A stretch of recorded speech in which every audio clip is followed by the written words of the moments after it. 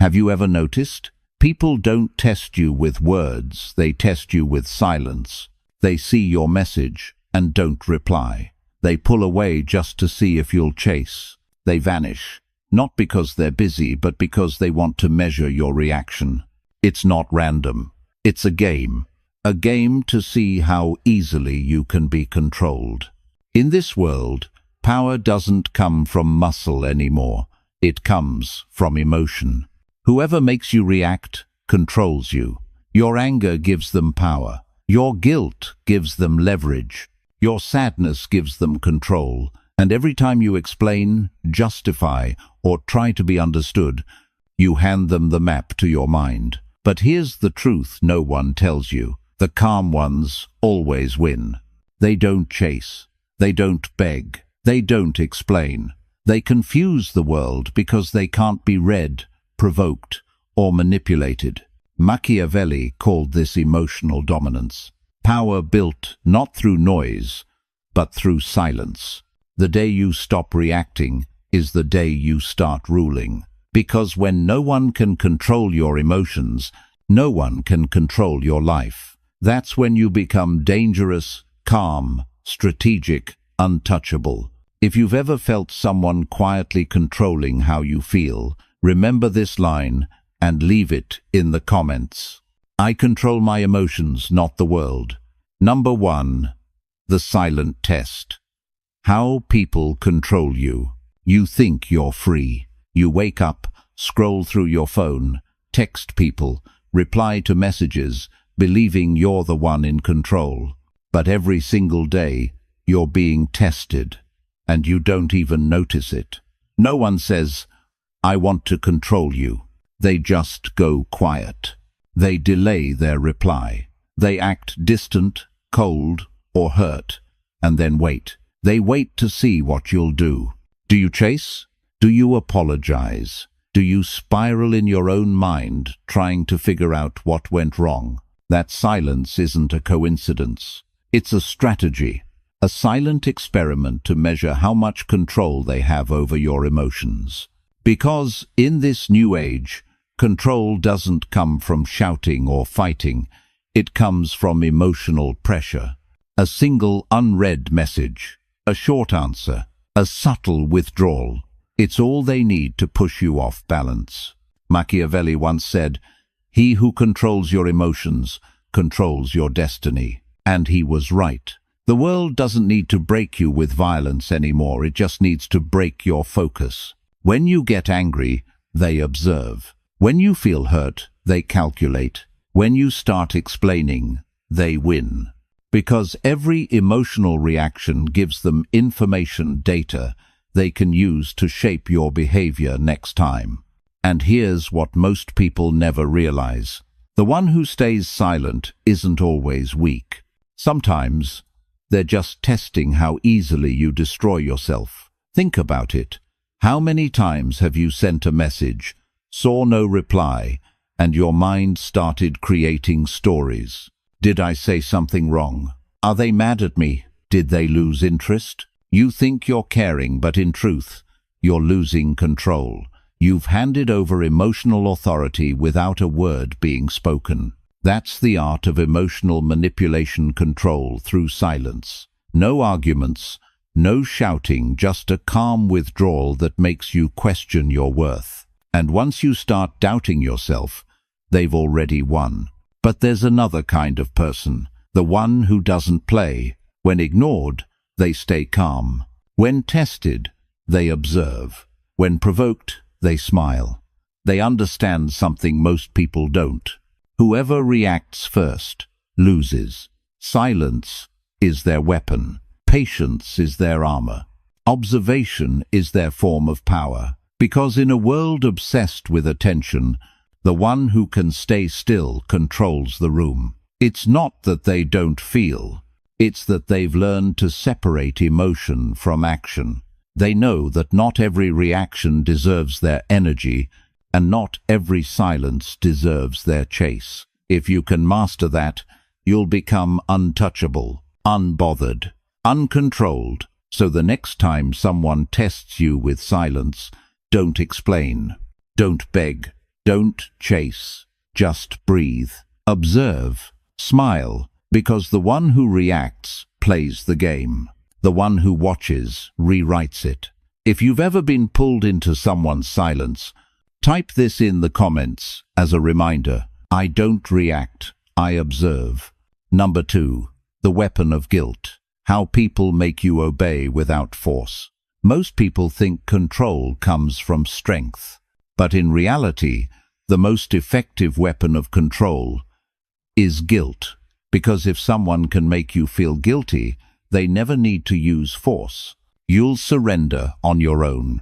It starts with small, innocent words. I thought you were different. You've changed. I guess I just expected more from you. They sound harmless, right? But every one of those phrases plants a seed, a doubt. You start questioning yourself. You start wondering if you're being selfish. You begin to feel that you owe them something, even when you don't. And once that guilt takes root, you become easy to guide. Because guilt makes good people predictable. Machiavelli wrote, "Those who seek to be loved will always kneel." He didn't say it to be cruel. He said it to expose a truth. The desire to be seen as good makes us slaves to emotional manipulation. Think about the last time you said yes when you wanted to say no. The last time you agreed just to avoid disappointing someone. The last time you gave your energy to someone who kept taking without ever giving back. You didn't do it because you were weak. You did it because you were afraid of being misunderstood. You wanted to be the good one. And that's exactly how emotional control works. It uses your own goodness against you. People who manipulate don't need to raise their voice. They just sigh. They say, "I'm just disappointed." They make you feel like you've failed some invisible test. And suddenly, you're apologizing for things that weren't even your fault. You're explaining your boundaries, defending your peace, justifying your silence, as if you owe the world an explanation for protecting yourself. But here's the truth. You don't owe anyone your peace, your time, or your energy. Saying no doesn't make you cruel. It makes you free. You don't need to be loved by everyone. You just need to respect yourself enough not to be guilted into submission. Every time you say no when you mean no, you're taking back power. Every time you stop explaining yourself to people committed to misunderstanding you, you're building emotional armor. And every time you refuse to feel guilty for putting yourself first, you're teaching the world your value. Because guilt is not love. Guilt is a leash, and every time you wear it, someone else decides how far you can go. So take it off, walk away, stand tall. You don't need permission to protect your peace. If someone ever made you feel guilty for setting boundaries, remember this line and write it in the comments below. I don't react with guilt. I respond with clarity. Number 3. The threat of calm. When silence becomes power. Most people fear loud voices, angry faces, and confrontation. But the real threat, the one that unsettles everyone, is calm. Because calm people are unpredictable. You can't read them. You can't provoke them. You can't control them. Silence terrifies manipulators because it removes the script they depend on. They don't know what you're thinking. They can't sense what you'll do next. And when they lose that emotional feedback, their power crumbles. You've seen this happen. Someone insults you, waiting for you to react, but you don't. Someone tries to make you jealous, and you simply smile. Someone gives you the cold shoulder, and you remain unbothered. Suddenly, they're the ones losing control. Because calm breaks the game. The world doesn't fear anger. It fears silence. Anger is predictable. It shouts. It reveals. But calm? Calm is unreadable. It makes people question themselves. Machiavelli wrote, "The one who understands when to stay silent understands how to rule." He knew that silence is not weakness, it's a mirror. It reflects the other person's truth while hiding your own. The more you speak, the more you expose yourself. The more you react, the more predictable you become. But when you remain still, composed, deliberate people reveal who they are without realizing it. That's why your calmness is dangerous. It turns their manipulation back on them. They call you cold. They call you distant. They call you emotionless. But deep down, what they really mean is, you can't be controlled anymore. In a world where everyone talks too much, the quiet ones command attention. In a culture that rewards emotional chaos, the calm ones build invisible power. You don't need to raise your voice to be heard. Your stillness speaks louder. Your silence unsettles. Your composure demands respect. When you stop reacting, you don't lose emotion, you gain command. Because emotion without control is chaos, but emotion under control is strategy. So, next time someone tries to pull you into their storm, don't fight it. Be the eye of it. Still, focused, unmoved, because storms destroy everything except what stands firm at the center. If you've ever learned to stay calm when others lost control, leave this reminder in the comments. My silence is my strength. Number 4. The Machiavellian law of emotion. When logic becomes a weapon. Emotion is what makes us human, but it's also what makes us vulnerable. Because the moment someone can predict your feelings, they can predict your moves. Most people live as emotional reactors. They respond instantly to what's in front of them. A text, a tone, a look. But powerful people, they pause. They think before they feel. They feel before they act. And they act only when it serves their purpose. That pause, that small space between emotion and reaction, is where power lives. Machiavelli understood this centuries ago. He said, "Men are ruled by fear and desire.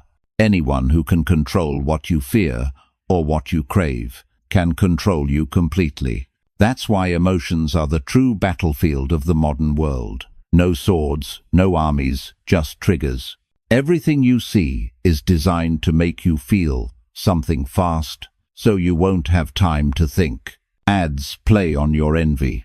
Politics feeds your fear. Relationships test your guilt. And while you're reacting, someone else is strategizing.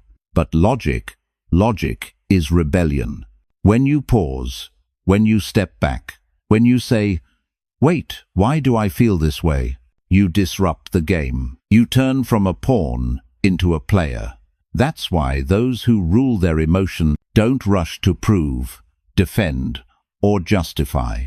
They let the world burn around them if they must, because they know fire reveals truth. Every burst of anger exposes your weakness. Every desperate word shows your fear. Every quick reaction gives away your plan. But calm logic, it hides everything and sees everything. The world rewards control, not chaos. It respects those who can stay still while others collapse. That's not coldness, that's command. To be clear, mastering emotion doesn't mean killing it. You still love, you still feel, you still care. But you choose when and how to express it. Your emotion becomes fuel, not a leash. When you feel anger, you don't explode, you study it. When you feel fear, you don't freeze, you follow it to its source. When you feel desire, you don't drown in it, you direct it. That's emotional alchemy, turning what once controlled you into what empowers you. And once you learn that, you become untouchable, because the world can only control what it can trigger. And you no longer react on command. Every second you stay calm, you take back territory in your own mind.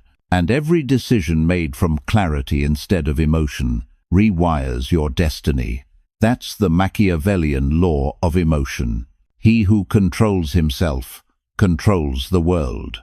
If you're learning to act with reason instead of reaction, Write this in the comments, not as a quote, but as a promise. I don't react with emotion, I move with strategy. Number 5. Emotional training. The art of becoming uncontrollable. The strongest person isn't the one who wins every fight. It's the one who doesn't let the fight control them. I once knew a man who was brilliant, confident, respected by everyone around him. But the moment someone ignored his message, he fell apart. He'd stare at his phone, replaying the last conversation, asking himself, "Did I do something wrong?" Hours would pass. He couldn't work, couldn't rest, couldn't think. All because of one unanswered text. That's how power slips away quietly, invisibly. Not through big defeats, but through small emotional reactions. The world doesn't need to hit you to control you.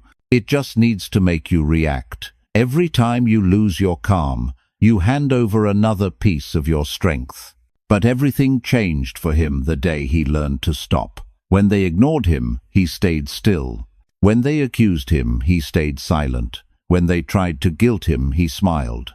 He didn't stop caring. He just stopped bleeding energy into every game. And something strange happened. The people who once controlled him grew uneasy. They didn't know what to do anymore. Their words lost power. Their silence stopped working. Because when you don't react, you break their pattern. And when you break their pattern, you take back the power. That's the first rule of emotional training. Control your reaction, and you control the entire game. He began practicing small acts of calm. When insulted, he counted to 3. When anger rose, he took a slow breath. When fear appeared, he watched it without judgment. At first, it felt impossible. But each time, his mind got quieter. His focus sharpened. His emotions no longer ran ahead of his thoughts. He realized emotions aren't enemies to destroy. They're beasts to be tamed. If you control the beast, it protects you. If you don't, it destroys you. And the truth is, the world will always test your weak spots. A glance, a comment, a moment of silence meant to see how fast you'll break. But once you learn to observe instead of react, you become an enigma, and enigmas cannot be controlled. One day someone told him, "You scare me. You're too calm. I can't read you." He laughed quietly, because that's when he knew he had finally taken his power back. Emotional training isn't about pretending to be strong. It's about teaching yourself to stay still while the world shakes. It's choosing not to dance to every emotional tune others play. No unnecessary arguments. No desperate explanations. No proving your worth. Just stillness, observation, timing. Because in the end, every reaction is a choice. The weak choose emotion. The powerful choose strategy. And the free choose silence. So the next time the world tries to pull you into chaos, pause, breathe. Remember that silence doesn't mean surrender. It means control. Every time you hold your calm, you're not losing the battle. You're rebuilding your inner kingdom. If you've ever lost yourself in reaction, write this in the comments as your reminder. I'm not ruled by emotion, I train it. Number 6. The emotional fortress. When no one can touch you, there comes a time when you realize peace isn't something you find, it's something you protect. Because if you let everyone enter your mind, don't be surprised when some leave behind damage. I once spoke with a woman who said, "I used to let everyone have access to me and they all left pieces of themselves behind." Every text, every opinion, every silence became a weapon against her peace. She thought being sensitive made her kind, but really, it made her unguarded. The world is not gentle. It will press every bruise you hide just to see how deep the pain goes. And if you don't build walls, it will take your calm and turn it into chaos. One day, she finally stopped. Not because she grew colder, but because she got tired of being emotionally open to people who only came to take. That's when she began to build her fortress.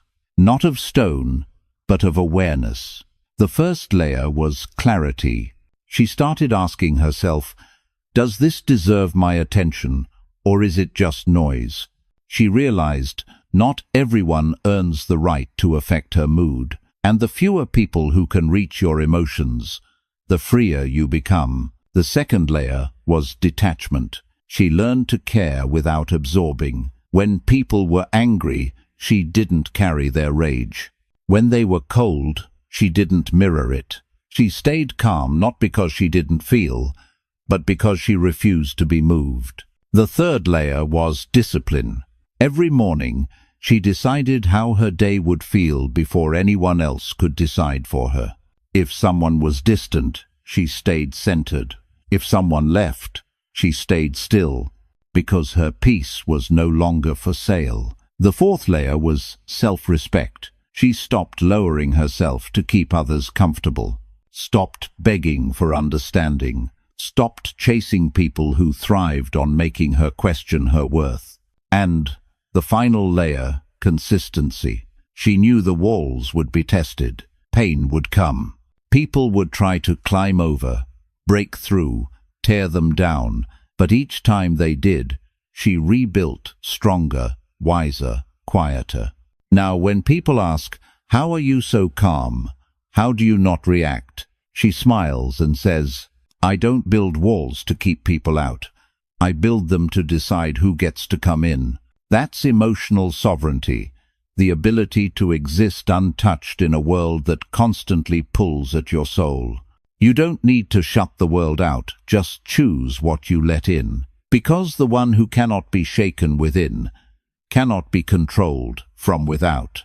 So, if you're learning to protect your peace, remember this truth. Strength isn't about fighting everything that hurts.